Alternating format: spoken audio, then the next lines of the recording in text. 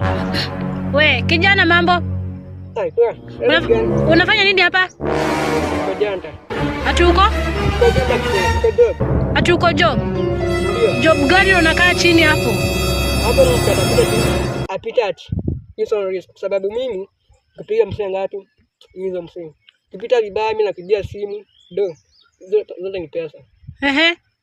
Na unapata ngapi kwa siku? 500 msee. Kama umeiba simu kama Infinix kama smartphone. Hiyo ni ndio mingi msee. Kwani moja unauza na pesa ngapi? Ukipata kilaende nzuri unakuja kama nakupanga like 5k. Imagine hizo ndio ngapi hizo? Hizo kuna kajaba mwendo umesherekea huko. Wewe kijana, hebu nisikie vizuri. Unamjua Mungu? Ai, si ndio. Sana nani amjui Mungu? Kama unamjua Mungu, hiyo sio kazi mzuri.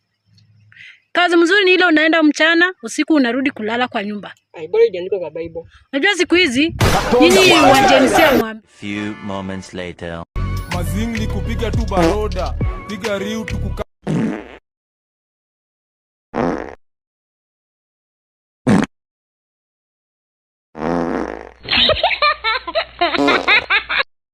A few moments later. Wewe kijana, mbona unakimbia hapa kwa barabara hivyo? Kuna mwanangu fulani mwingine ameniambia shida kula kuku msee. Kwani kuku iko na shida gani? Huko alikuwa amebeba kwa ile nyingine kaanjokia kula kuku msee. Alafu?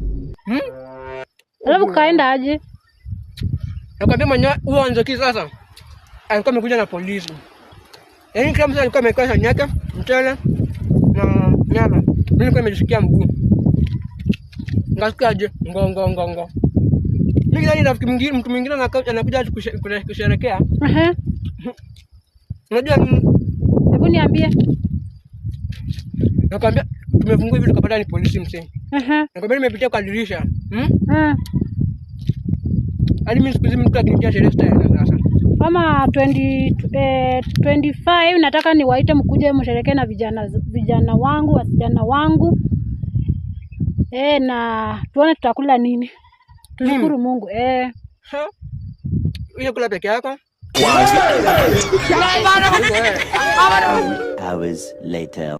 Mazingli kupiga tu baroda, piga riu tukukate hadi moja. Ni aje Morio? Ai safi. Na mbona leo unakaa hivyo? Mimi nimetoka hivi.